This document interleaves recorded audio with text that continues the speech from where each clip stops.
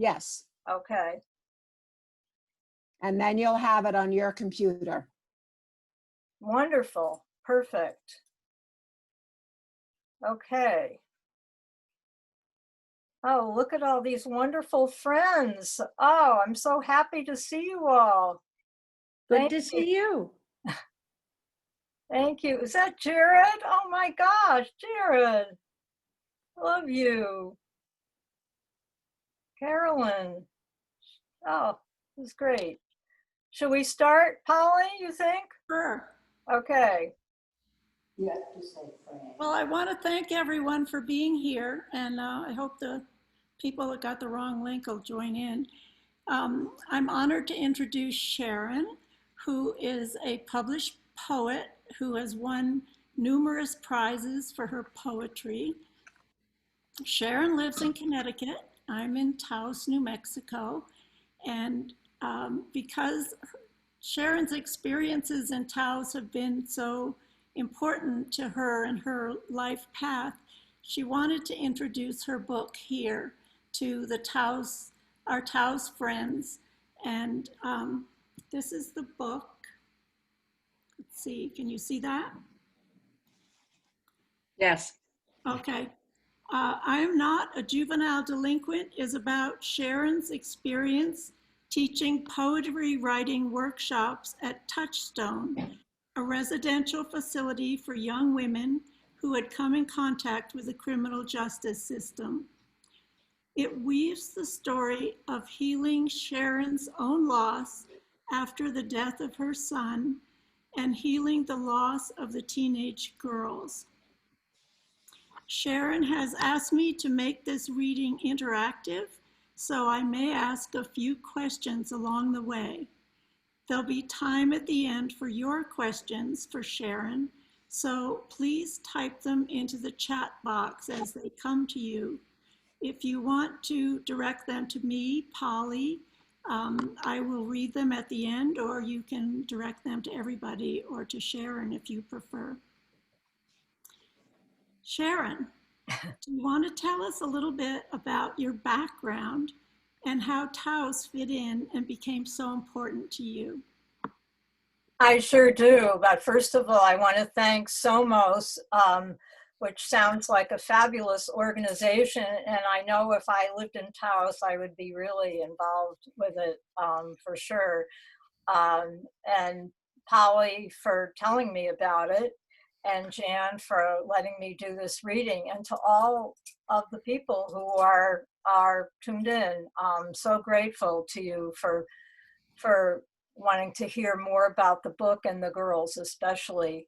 Taos changed my life. I'm wearing actually a cross. I don't know if you can see it. It's I had Esteban Castillo, who is the jeweler at El Rinzon, which is on the corner of Kit Carson, made this cross for me with his grandfather's tools. And I'm very happy to be able to wear it and keep Taos with me and remember how important Taos has been in my life. When I got off the bus from Albuquerque, that first time I came out there, I knew that I was home. I had met a friend at another writing workshop, which when I first started going a long, long time ago, and I didn't like the workshop very much. But I met her and we connected, and she told me her birthday was May 9th, which is the day my son Jeffrey died. And we just had this electric moment. Her name was Tisha Ellis, and she lived in Santa Fe. And she said, Sharon, have you ever heard of Natalie Goldberg? And I said, no, I hadn't. And I hadn't heard of Writing Down the Bones. And she said, well, you've got to come out. You can come out, you can stay with me, and you've got to come out to one of her workshops. And so I did. And that was the beginning of learning a whole new way of writing, writing practice, which some of my writing friends, writing women I know are in on this Zoom. And I know they know what it is, and maybe some of Polly's friends too.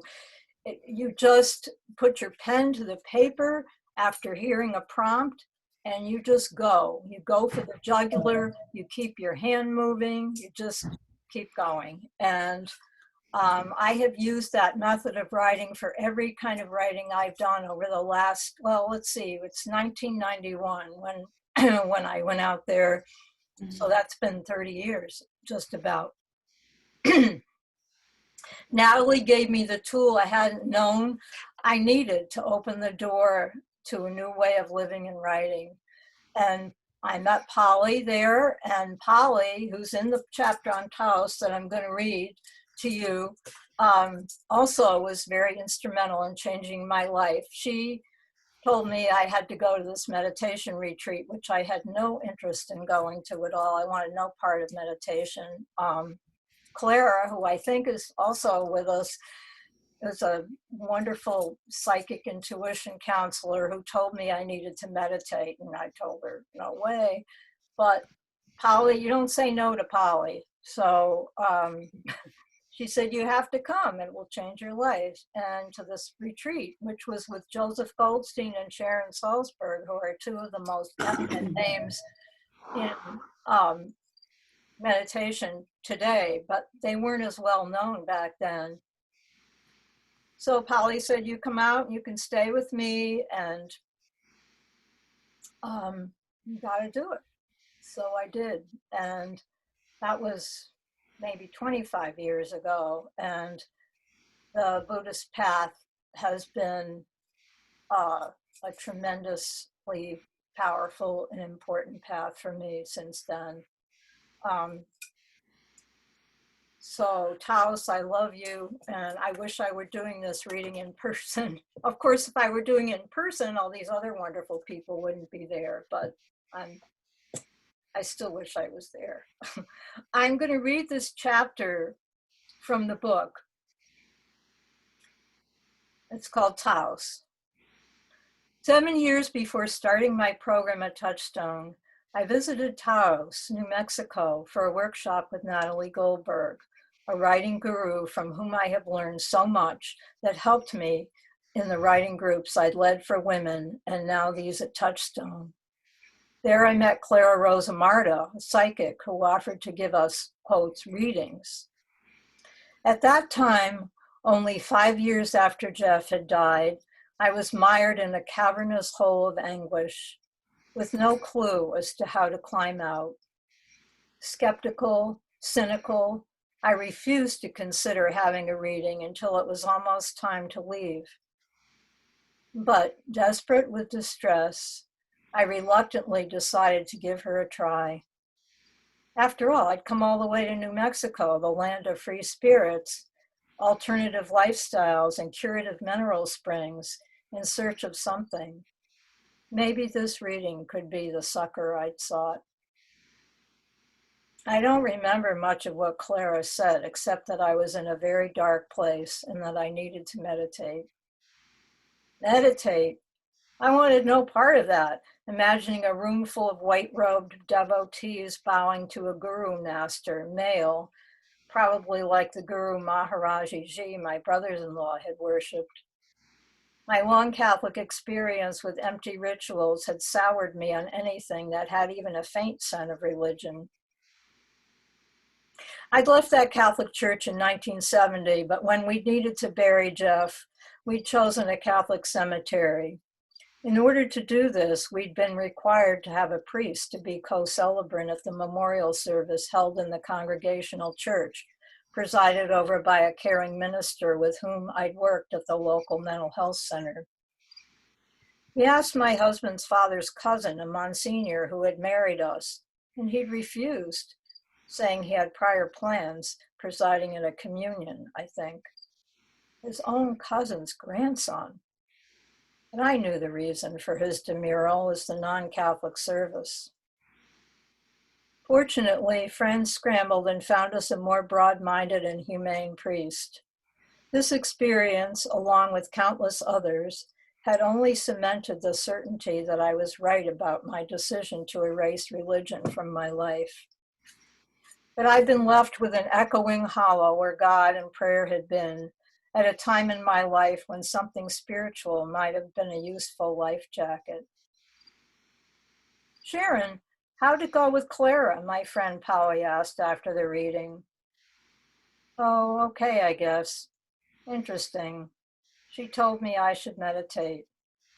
I didn't know that Polly had a long practice of mindfulness meditation and had lived with her family for years at the Lama Foundation, a spiritual community in the Sangre de Cristo Mountains, 17 miles north of Taos. Well, are you going to? No way. Actually, I had no real idea what meditation was or what it would have entailed, but then I was determined to keep believing that nothing could help me. I was caught in grief like a mouse in one of those sticky traps, still alive, but unable to move forward or get free. And I wasn't sure I wanted to get free.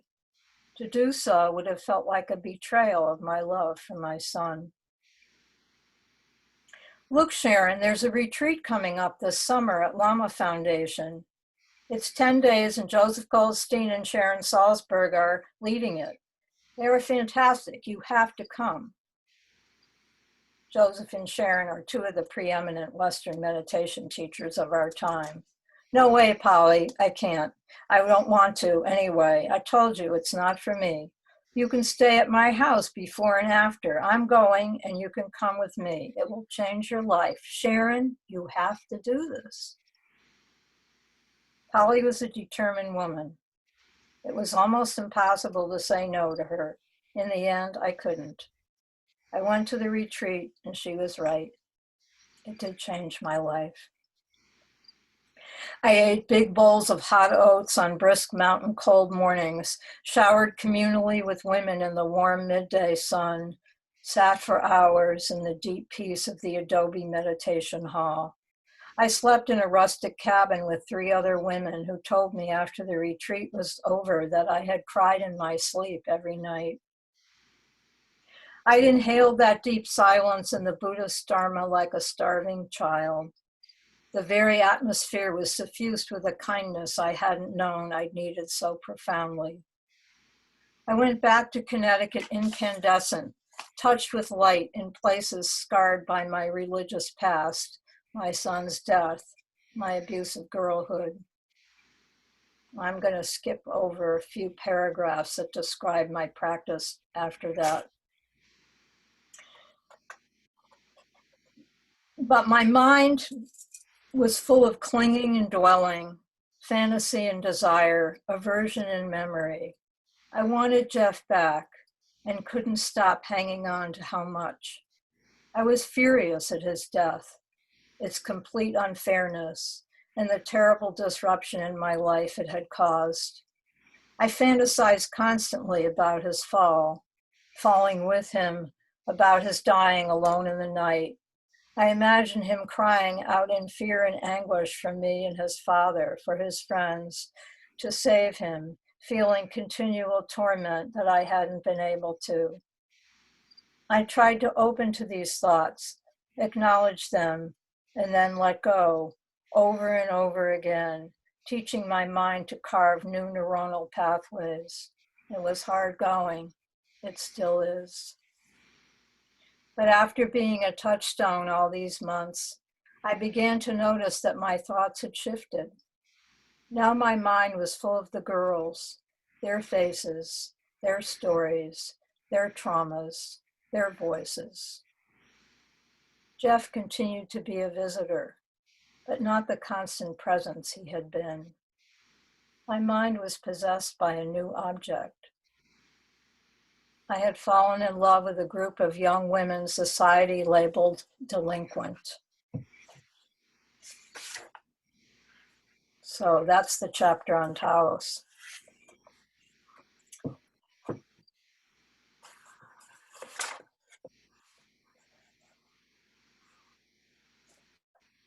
Do you want to ask me, do you want to ask me something, Polly, or?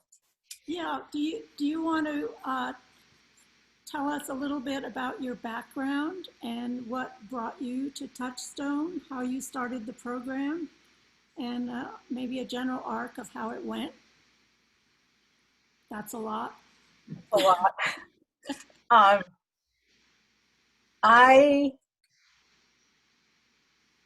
taught in an inner city high school for a brief time after I graduated from college. I had never intended to be a teacher, but I needed a job, and that was one of the few areas that was open to women at that time. It was a possibility, and I needed to earn some money because my husband was in medical school.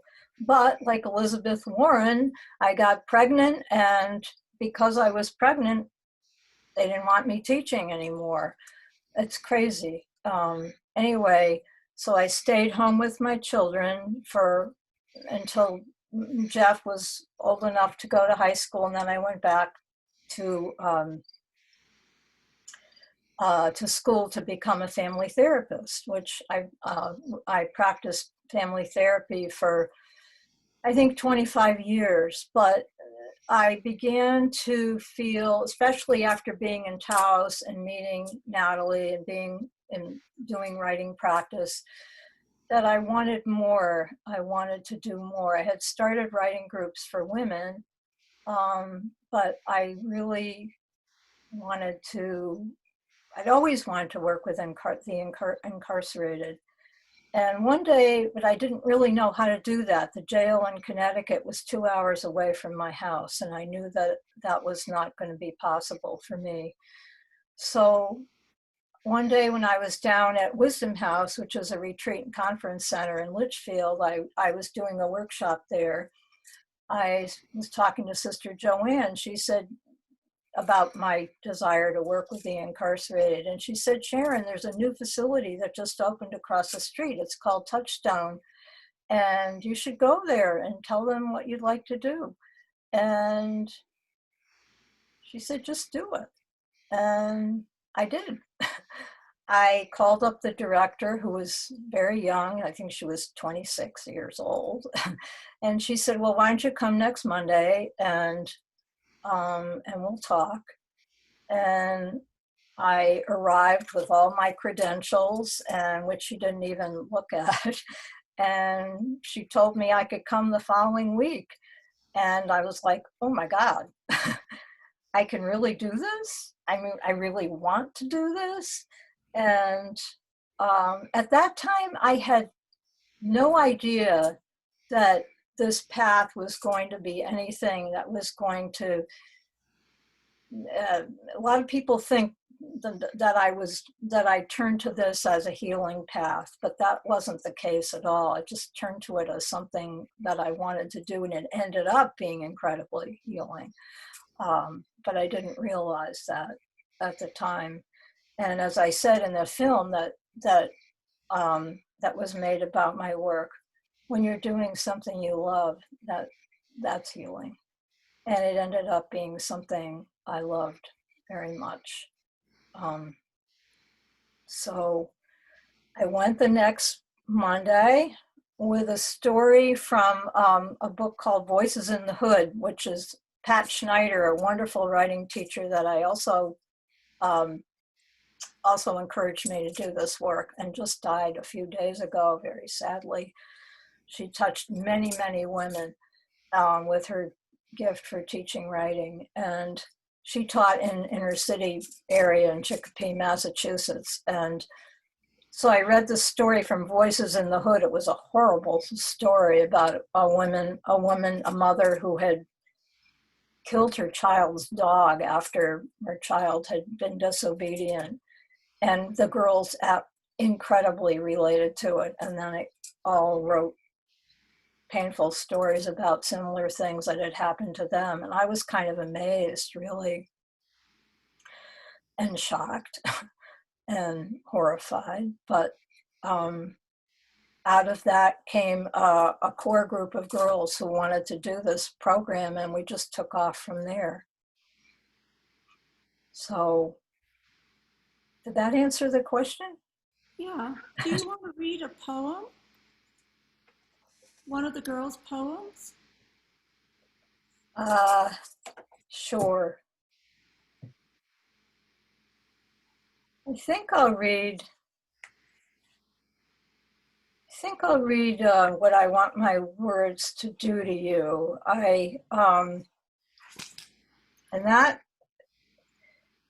This is a poem that was read. We started, well, maybe I should go back a little bit and talk about the first year of the program, which is the first third of the book. I pretty much worked with the girls at the facility, but then I was invited to by the Connecticut Poetry Society to come and talk about poetry as social outreach work, because they knew that I was doing this. And I said, well, I'm not going to talk about it. I'm going to bring the girls there, and which I did, and not without a tremendous amount of trouble and difficulty and struggle, but we got there, 5 of us, I think.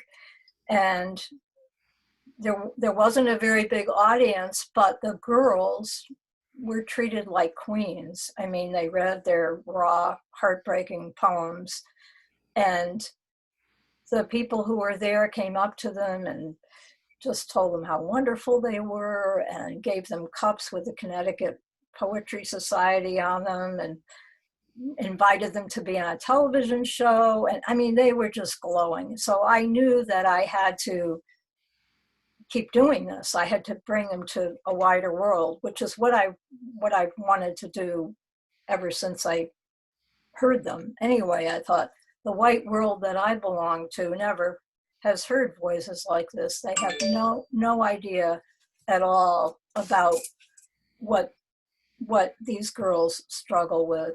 And so I did my first public presentation at a place called a small art gallery in Torrington, Connecticut. And I didn't know if people would come. I didn't know. I had no idea what was going to happen. I did my best publicizing it, and actually, it was a very hot night in June. I thought, oh, people won't come because of the heat. But anyway, a large crowd showed up, and it was a tremendous success. And so after that, we began to do more public readings. The whole crowd was white, of course, except for a few of the relatives of the girls that came. And so I was achieving some of my goal, and I thought, I have to keep doing this. I have to keep getting these voices out in the world. And this is all leading up to this poem that I'm going to read to you. And then a few years later, I met a friend in the grocery store who teaches at the Hotchkiss School, which is an elite private school in my area. And she said, oh, Sharon, what are you doing these days? And I told her what I was doing. And she said, oh, you've got to come to Hotchkiss and read and bring the girls. And I'm like, what? That's like 2 totally separate worlds, clashing worlds. And she said, that's why you have to come. And she said, I'll set you up in the Black Box Theater, and it'll be fabulous. So she did, and we came, and the place was packed with the students and teachers, and it was a profoundly powerful night. And Nancy Gaynor, who had helped to organize the event, the co-head of human services at the school, human development, sorry. She said, Sharon, we have to keep going with this, and we need you. And I said, well, we need you too. So that was the beginning of an 11-year association with the Hotchkiss School, where my girls and a group of girls from the Hotchkiss School got together every couple of weeks and wrote together, ate pizza and wrote together. And we were invited to give a reading at the chapel which is their weekly sort of gathering to have something inspirational happen. And this is the poem that Shaniqua started off that performance with. What I want my words to do to you. When I speak, I want you to listen. Every sentence, every breath, every pause. I want this to sink inside of you. I want you to know what type of shit I go through, what kind of life I live, the battle I fight from day to day. When I speak, I don't want your sympathy or your pity or your everything's going to be all right. Why cry if this ain't your life? Just listen, marinate in what I say. When I speak, I want to be visible, undressed, alive, living in your spirit, floating in your bones.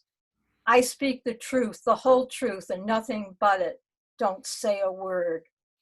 Hush your mouth. I'm not finished yet. Hear me out this one time. Don't shut me down. I tell you this is visible, indelible.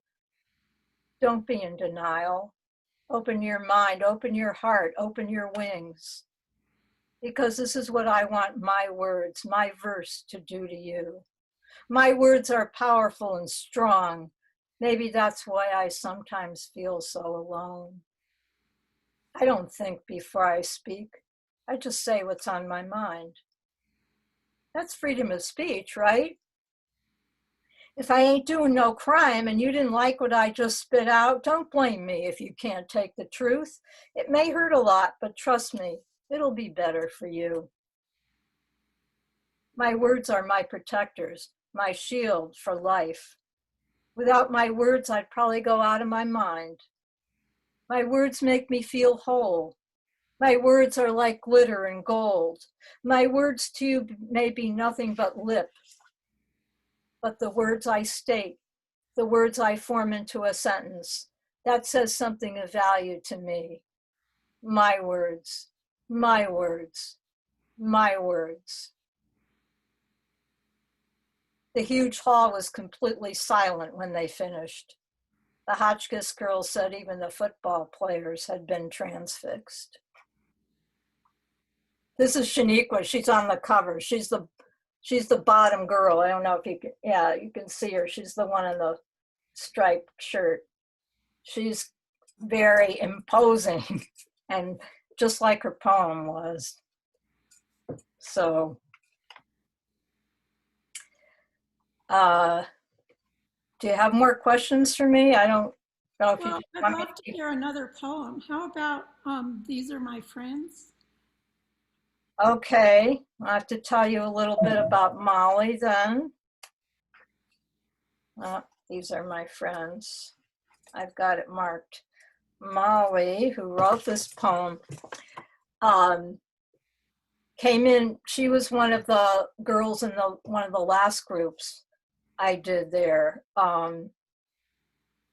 She was one of the 5 girls I featured in the book, and she is one of the 5 girls I featured in the book, and she was an amazing young woman. She was a very serious drug addict. I mean, really, really bad. And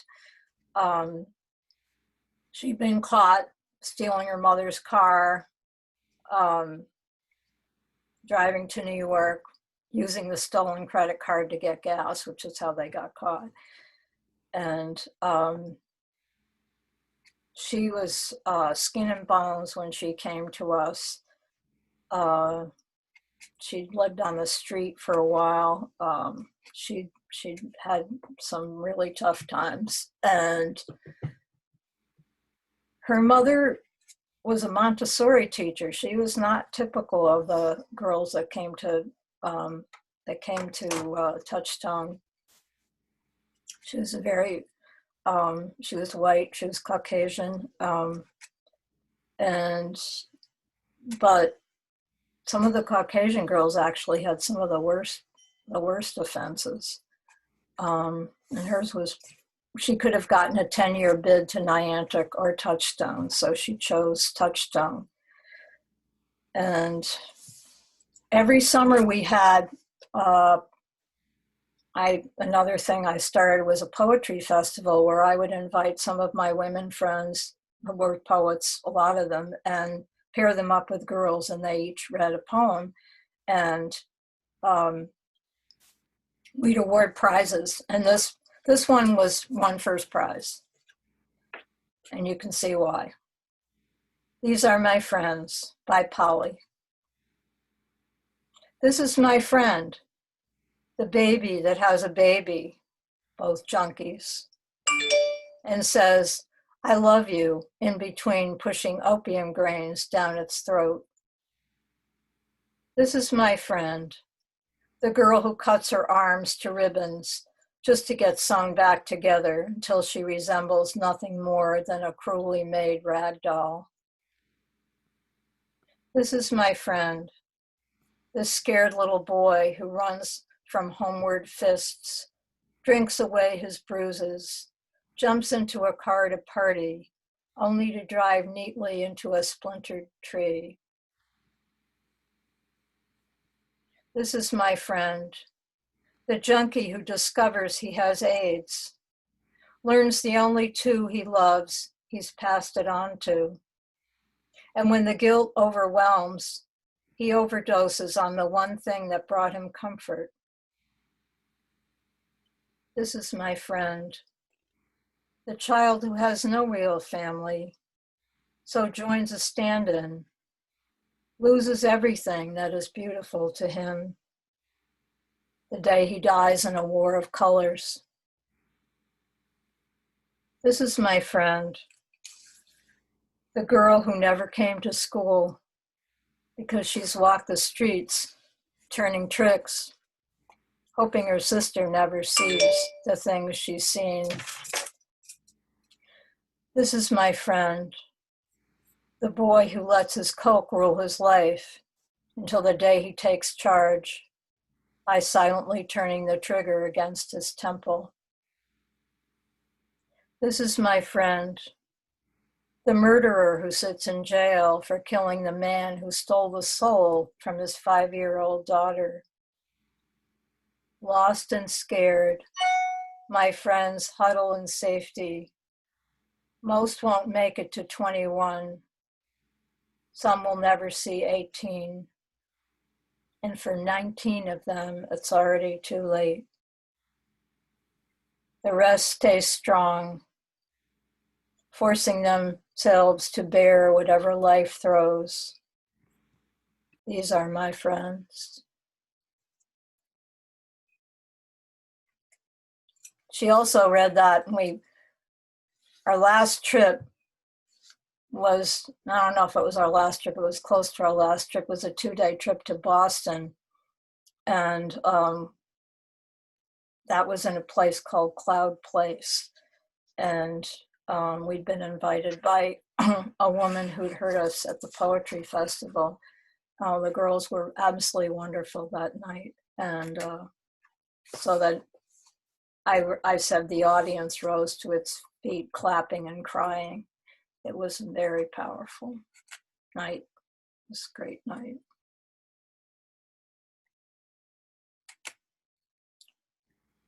Sharon, do you want to talk about your son Jeffrey's death and how your healing from that was intertwined with the girls' healing, and maybe also how your Buddhist practice fit into that?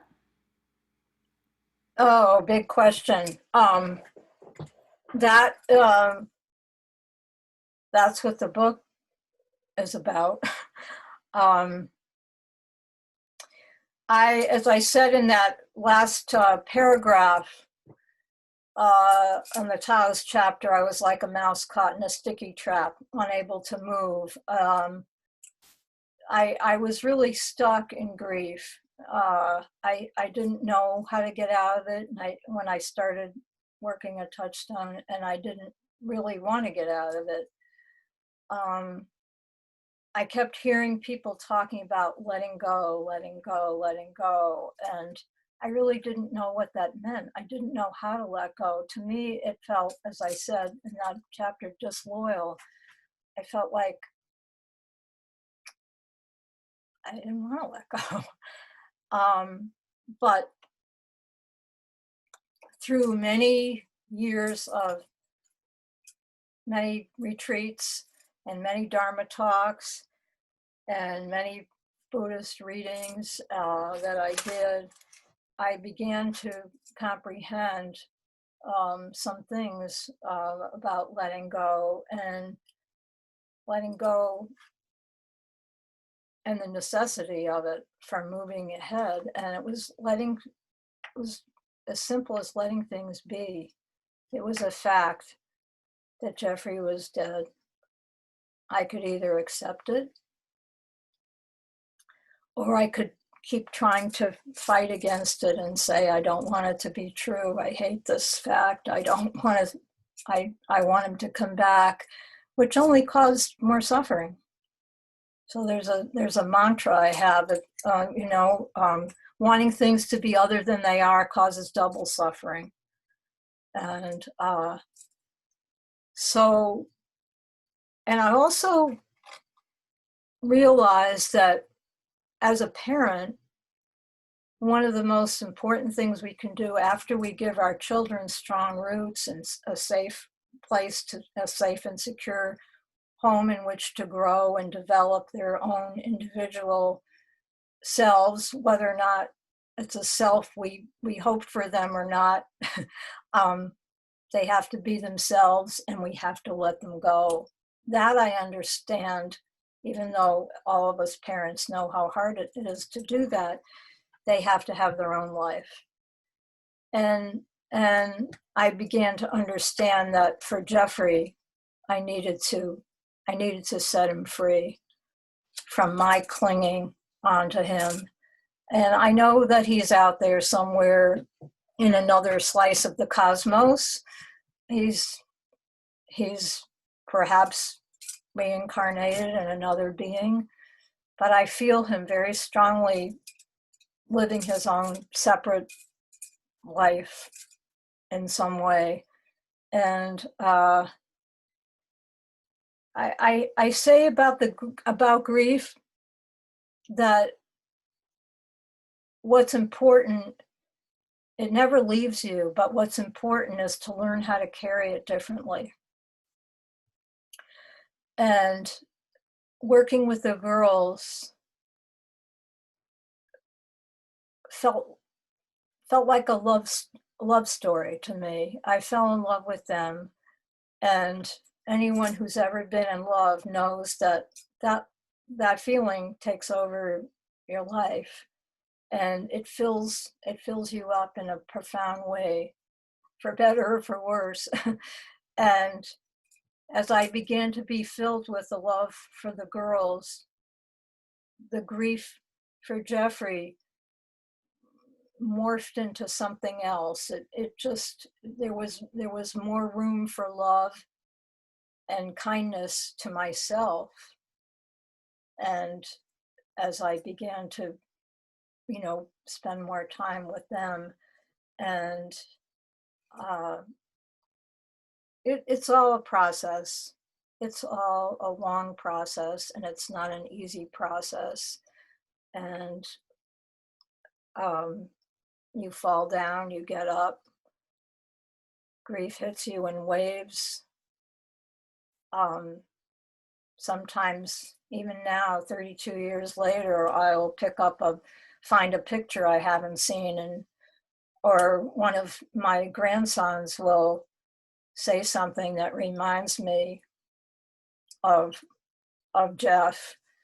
And one of my grandsons is actually at the same college that my son went to, Bates College in Maine, which I love very much. And going there always reminds me of Jeff, but the fact that Nick is there and loving it really, really balances it out somehow. I know Jeff would love that his nephew is there. And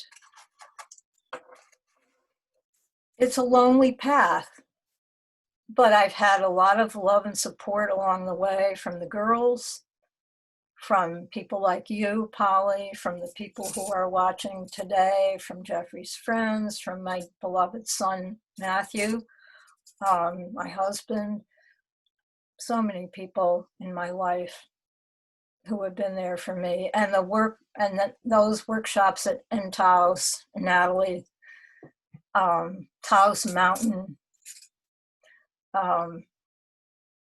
gave me so much support. The darkness started to lift back then. So I feel like I'm talking too much, but I suppose that's what I'm supposed to do.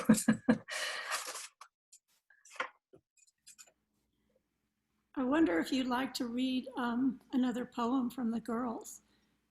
How about Girl Listen? Or Okay. maybe you have a different idea. No, I read that one. That's another girl I featured. Let me find it. Miranda. Whoops. Hold on. I thought I had that. I had that one marked, Miranda.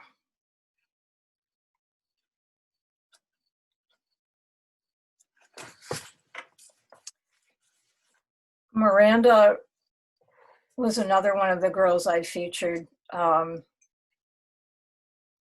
Also very serious drug addict. She wrote, boy, could she write fabulous poems, and she wrote so much about drugs. And she was always, well, this poem says it all about her. I won't even say anymore. I'll let the poem speak for her. She wrote this after she had another suicide attempt, and they sent the girls to a psychiatric hospital when that happened, and they'd stay there for a couple of days or a week, and then they'd come back to Touchstone. And I remember saying to her, well, what happened there? Hopefully she'd had a lot of group therapy. And she said, I ate ice cream. Nothing. It was like a warehousing thing. It was a place to keep them. Not that Touchstone wasn't a safe place for them, but it was even more secure at the hospital. It was very discouraging, the treatment they got, the lack of treatment they got. Girl, listen. You've heard of it. I've tried it. I've been there. I've done that. Girl, listen. There's nothing you can say or do that will make me judge you, not care for you, or even forget you. I've gotten high on weed and moved on to worse drugs like meth. I've had sex. Believe me, I'm no angel. And when the pregnancy test came in, I cried because of the results. I've been raped before. I've been called a slut. I've been called a whore. I've been arrested for assault. Yeah, that's right. I got high and pulled out a knife. I lost my mom at the age of 9. And then 2 weeks later, my grandpa died. I used to lie. I used to steal. I've run away. I've been restrained. That was just yesterday. And not too long ago, I hung and tried to kill myself. So what I'm going to do, and I hope you do too, is don't give up. Because there's a lot in life we need to achieve. Life will get better. We just have to believe. What an ending. What an ending. But Miranda, I had lunch with she and Molly not too long ago. Well, it was over a year ago. And they're both clean. Miranda was in jail a couple of times. That helped her to clean up her act. And she has 4 little girls, and she's living with somebody who seems to care about her. And as far as I know, I'm still waiting for her reaction to the book. I wrote her and said, "What did you think, Miranda? All your poems," because there are a lot of her poems in here. She's a very good poet. And she said, "Give me time. I'm a busy mom. I'll write you back in 2 weeks." So still haven't heard from her. So she's very special. So many of them are special to me. Could I ask you a question, Sharon? You sure can. Or make a comment anyway. I met Molly. I met these girls twice, 10 years ago? I don't remember how long. One was at a coffee shop at night, and I forget where the other place was, but I was so taken with them, and I was especially taken with Molly. She just wrote unbelievably, and I kept asking you, and I kept wanting to know, how's Molly? And now, is she healed? Is she writing poetry? Is she in college? Is she this? Is she that? And from a different perspective, years later, I'm thinking that just doesn't matter. I mean, the matter is that she wrote, and these girls wrote when they wrote. And whether they become published poets or successful in any traditional way that we might say, the fact that they could find the words and have a teacher like you who could model for them how to talk about pain and despair and also hope is just the most incredible gift. And if there's even more, that's icing on the cake. But the fact that it's happened at all and they were able to find these words is just remarkable to me and is the point. Oh, At least, I don't know if you feel that way, but I'm saying that from my perspective from hearing them.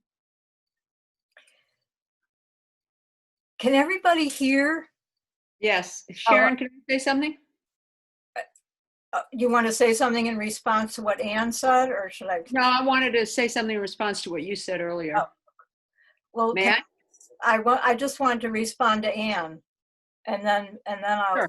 and then, so Anne, I guess I can't help feeling that of course I want them to be happy and successful, and I mean, they're like my girls, but and I'm thrilled that Molly wrote me a beautiful letter after reading the book, and she said she cried when she read about herself and remembered how bad things had been.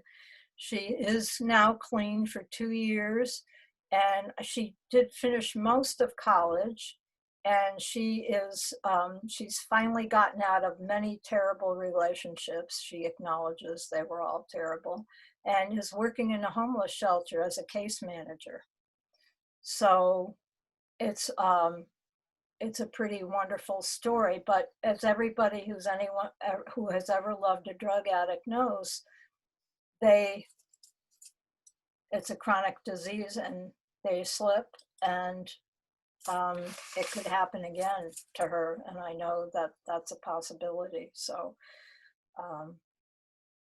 but thank you, Anne, for saying all that and remembering all that. I know it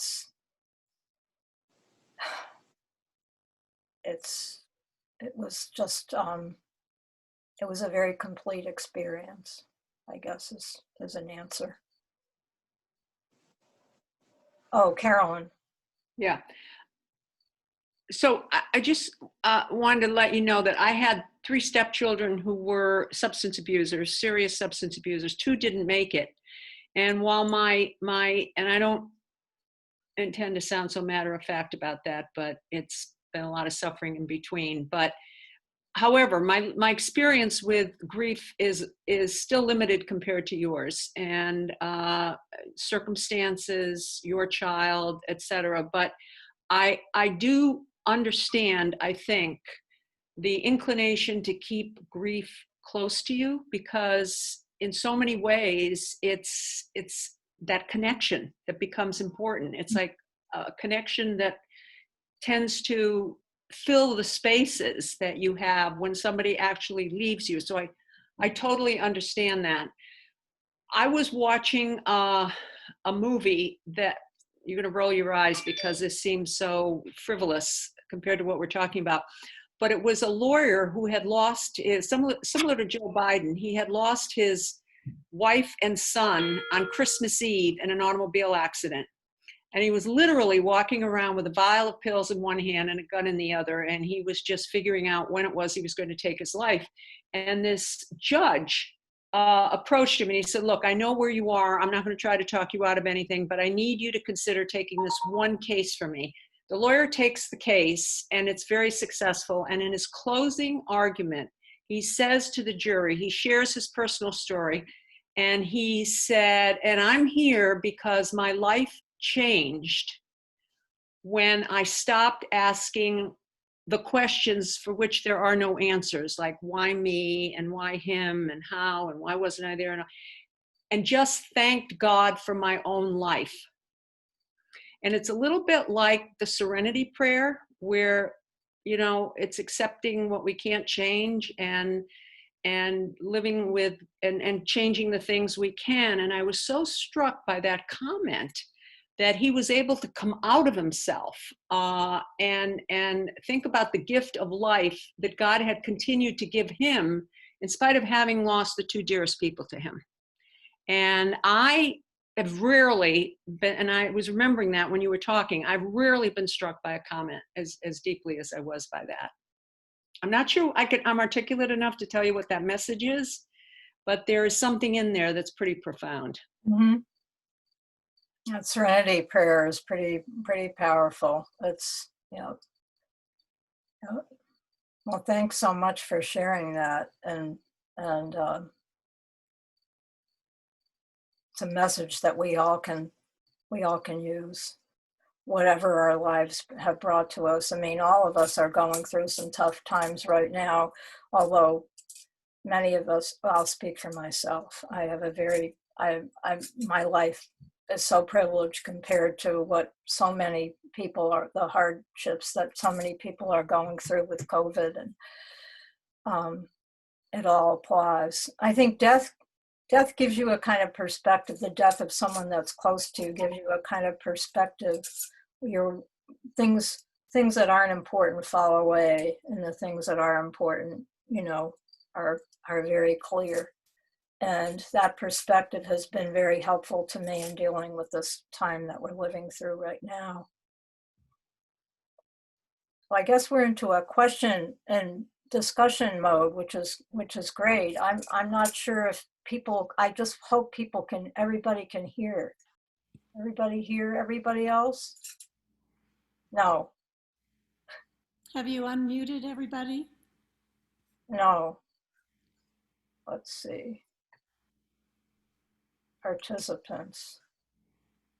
Unmute all. Okay. All participants are on. So that. Yeah, yes, I can hear. Okay. Okay.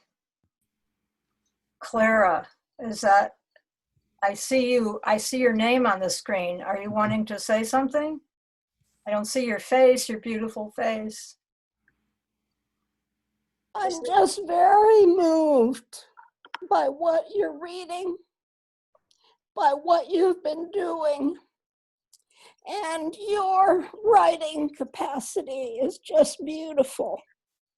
So it's a real gift to hear you read the poetry of these girls and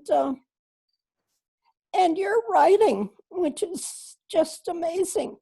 Because you started as a poet and then you thought you couldn't write prose. Right. And there you are.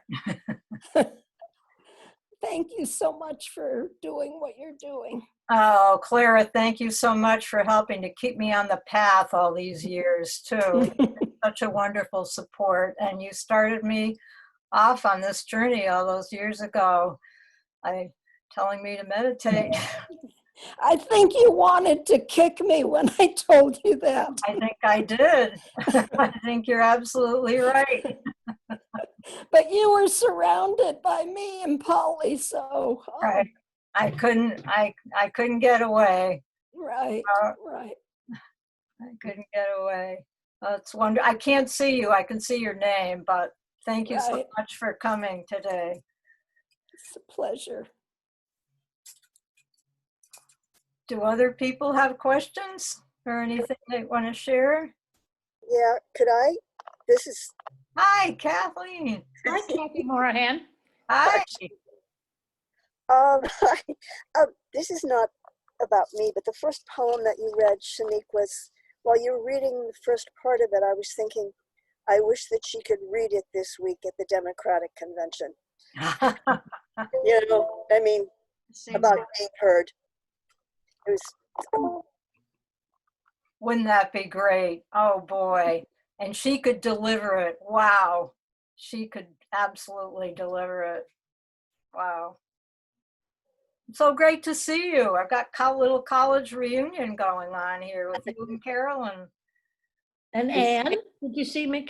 Sharon, can you see me here? Anne. Hi, Annie.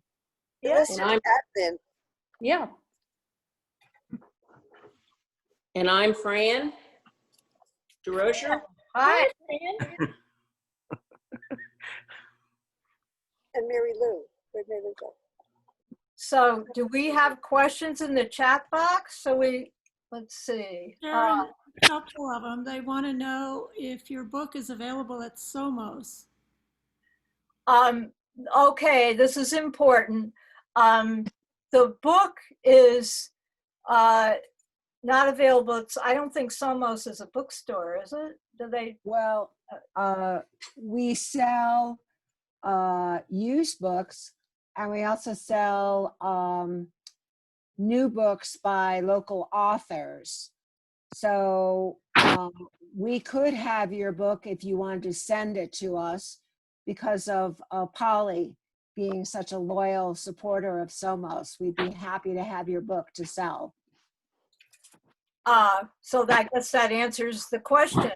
I have, you can also order it from Opsit Bookstore, which is those of you who are in Taos, and others of you can try to get it from, if you want it to go Indie Books, you can order it. I understand from one of my booksellers that the book's in a second printing, so it's now the bookstores can now get it easily from Ingram, even though shipping takes a while because of the postal service and the whole problem that we're having with COVID. And also, of course, it's available on Amazon. So Sharon, why don't we, after this is over, figure out how to get some copies at SOMOS? Because that's a wonderful bookshop that they have. And Okay. it's where people often look for the new Taos authors' books. Okay, well, we can talk about that afterwards. Okay. Okay, let's see. I see. I can hear everyone. Thank you, Sharon. It was beautiful I to don't see see. anything in the chat box. Yeah, it was beautiful to see you and hear these amazing poems. What an incredible experience for you and the young women you mentored. I don't see any questions. I have a question. Okay. And And from some of my friends who have written books that are not poetry, and sometimes having to start all over again with the editor really liking the concept of the book but not liking the direction that the author was going in. And I'm just wondering, I know you'd written a shorter book about this a long time ago, a little tiny book, but did you have to change course because of editorial decisions? How was that process for you? Uh, This was a book. This is maybe the book you're referring to. This is a collection of the girls' poems. This was that I edited. But no, you're asking a question about process, which I think about the whole process of how I wrote this book, which it was my first prose book, and it was certainly a journey. I kept, for me, because I hadn't written a book of prose, I'd written so much writing practice, but writing practice comes from the creator. A book requires the editor, which is the other side of writing. And revision is revisioning. So you have to see everything. I had to re-see everything over in a new light. And I kept a diary while I was working with the girls, all the years I did, which is why I have so much detail, because there's no way I could ever remember it all. But you can't ever, it's very boring to read somebody's diary. So I realized, and also realized from writing poetry and just being a writer in general, you don't have to tell every single fact of what happens. I often tell that to people. You need the emotional truths, not necessarily the factual truth. And so I had to cut and splice, and I think I had, I guess not when I first started, when I was struggling, I had one of my college classmates, Michelle Murdoch, also a writer, gave me the name of a wonderful editor who helped me tremendously with structure. And she told me it had to be chronological. I was trying to do something different with it, and it didn't work. And so I started with the first year, and then I did a narrative summary, and then I jumped to the sort of towards the end. And then, so I had to figure out what to select to put into those places, what poems to pick, the girls, what girls to feature. I wanted to profile certain girls, and I was determined to do that. I wasn't going to let that go. But I think the thing that helped me most was to think about the reader, and how the reader, well, also the editor that I had at Mango was incredibly helpful. I signed a contract that said I had to cut 15,000 words. I had 85,000 words, and I had to cut it down to 70,000. And that was really, I thought, I can't do this.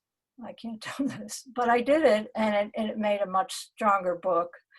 And I had to strike out a lot of things. I tend to go off on tangents, and I think they were interesting things, but they interfered with the flow of the story. And with her help and my kill your darlings, I managed to get there. And people have been telling me that it's very readable, so that maybe I achieved that. I was able to achieve that. It's hard to have objectivity about your own work, but I feel pretty good about it. And I think I could write another book now, although I don't know what I'm writing blogs, and I'm thinking about doing a collection of essays actually next time. So are we at a limit of time? Do we have more time, Polly? I'm not watching the time. I don't think you're going to be cut off, but you can end when you want. It's 5:15 almost. We started late too, so. We started late. I think it's nice hearing from your friends in the audience, and if anybody else has a question or wants to share something. I'd like to share. Brett, hi. Hi. So I'm came to know Sharon through a friend of Jeffrey's, Betsy Levitt, and attended my first writing retreat in the early aughts, I guess almost 20 years ago, with Betsy's sister, Sarah. And so I just wanted to comment how, what a profound time. I'm always blown away about the timing of your book coming out with the increased awareness of racial inequality and also inequality of treatment with women, towards women. And having had a history of addiction and recovery myself, how much you've helped these women in staying sober and clean. And what a tremendous gift that you gave them in kind of a fourth step inventory in some ways, way more fun than doing the step, process of the 12 steps. And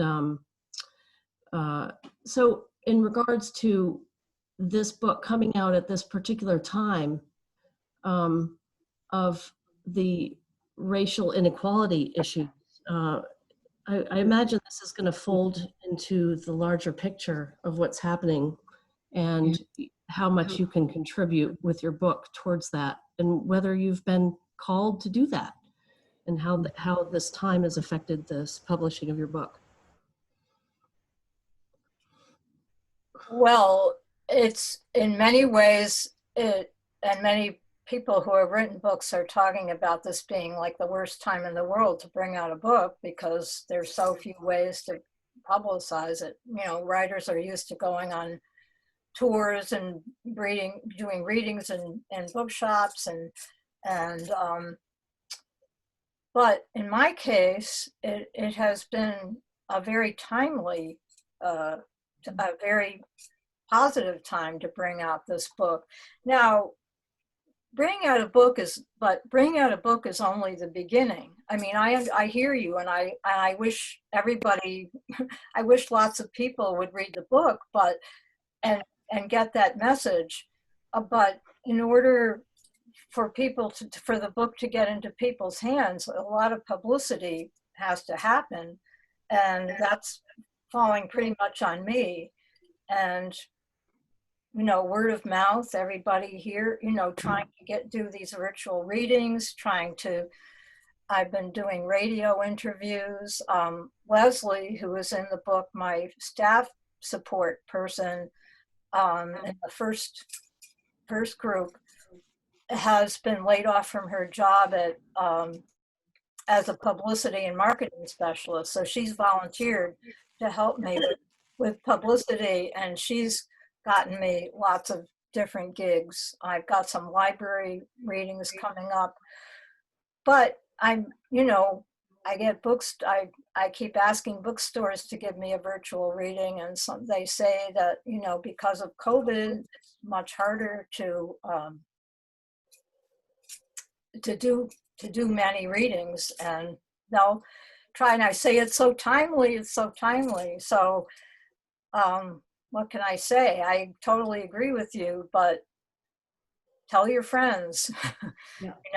Tell your local bookstore to order it. It's hopefully somebody more influential will see it and get it out into the wider world. But I'm trying, because I want these words to be heard. I mean, I have a passion for these voices to be heard in the world, and now these are voices that are important. So I'm trying. Me, both by writing the book and trying to get it publicized. That's the hard part. Yeah. Sharon, Hi. suggestion, idea. My favorite poem of all the things that the girls have written is My Kitchen Table, you know that. Teresa's poem. Do you have it close to you, and would you read it to people before we finish? Okay, I do. I have it right here. Teresa is one of the girls I feature in the book, and she is a character. If those of you who are reading my blogs, which is another way I'm trying to publicize the book too, will have read about Teray in the last couple of blogs. She stays in touch with me. She's wonderful. She's about 35 now. She's this amazing, big, black, imposing, fabulous gay woman. And I say to her, Teray, you need a mentor. You need a black woman mentor, somebody who, because she's hasn't found her groove yet. She hasn't found what she should be doing. She's so smart and bright, and she was also lazy, which I talk about in the book. She said, Sharon, you're my mentor. I said, I can't be your mentor. I'm a white woman, 78 years old. She said, I want you. So it's very, very, very heartwarming to me. Smooth pain. My pain you can't touch. It's untouchable. Even I can't touch it. I can only feel it. It's a smooth feeling. Smoother than a baby's ass. Smoother than Teddy Pendergast. Yes, but pain. Pain when I walk. Pain when I move. Just smooth pain. Sometimes people say pain will heal. Mine hasn't yet. It feels like the pain my ancestors went through. It feels like the pain of a starving child in the middle of the street. The pain of an old man robbed of everything, even his socks. The pain of the world. More pain, less pain, smooth pain.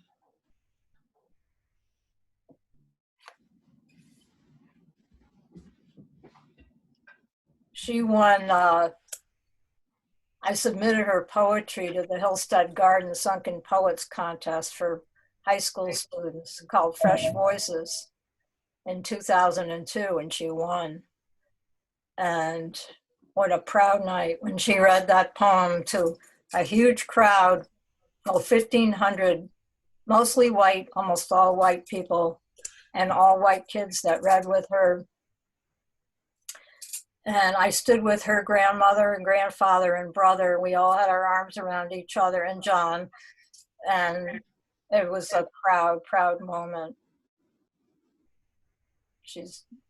Was a very, very fine night.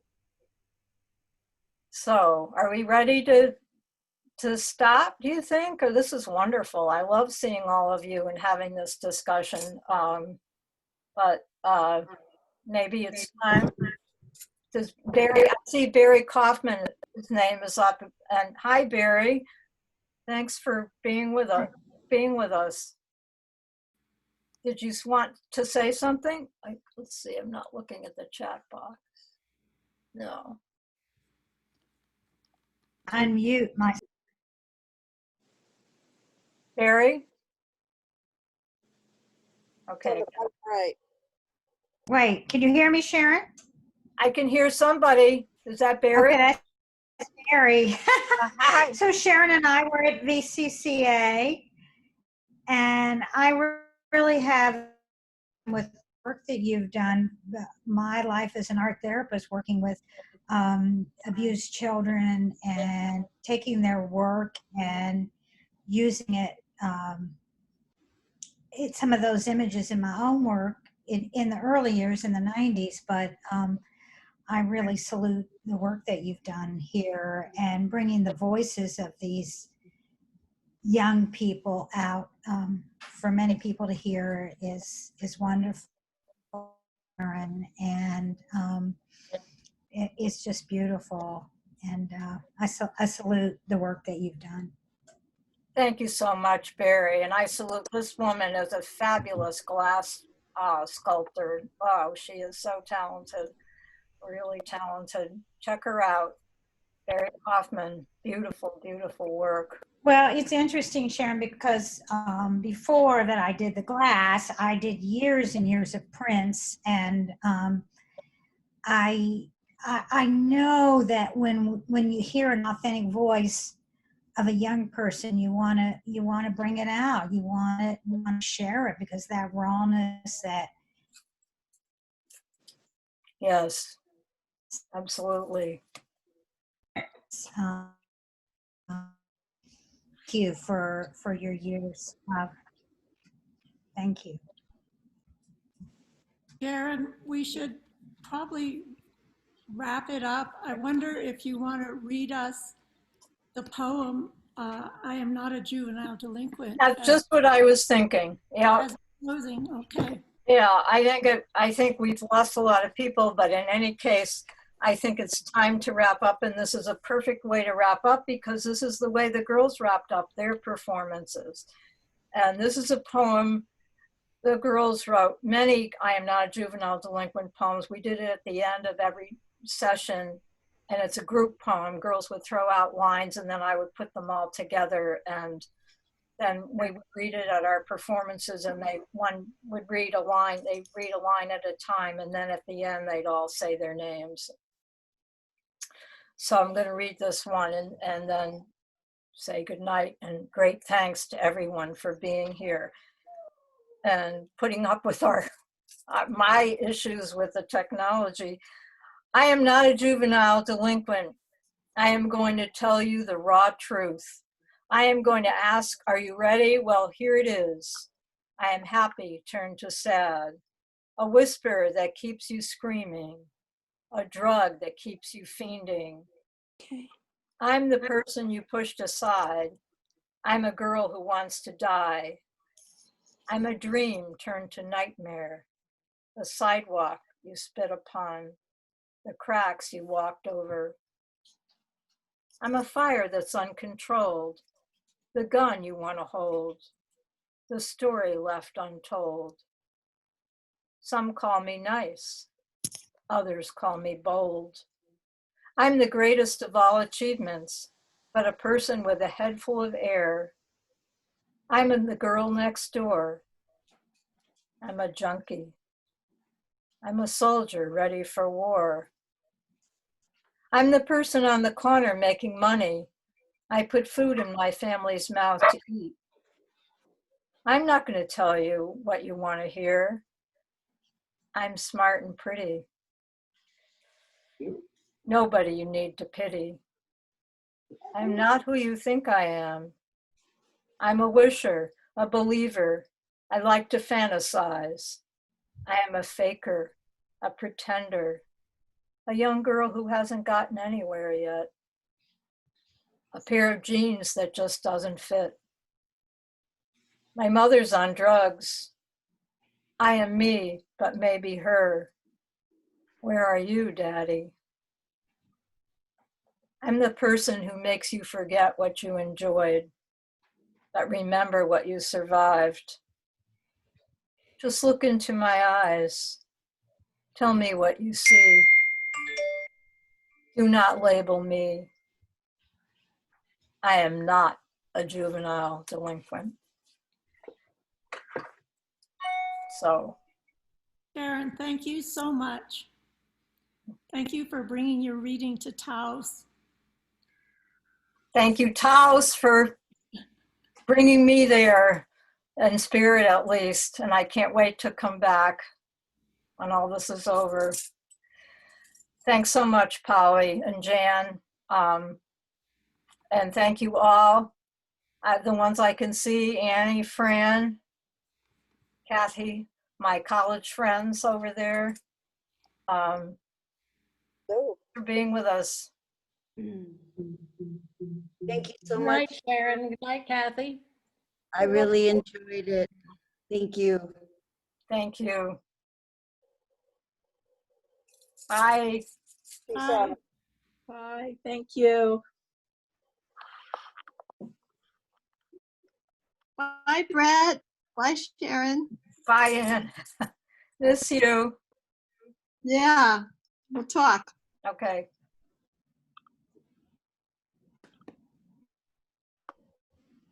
Holly, Yeah. do you want to, that was, Do you, You're the host, so you're the one that can close the meeting. Okay. Shall I just end it? Yeah. Then we might not, I might not see you. Okay, end meeting.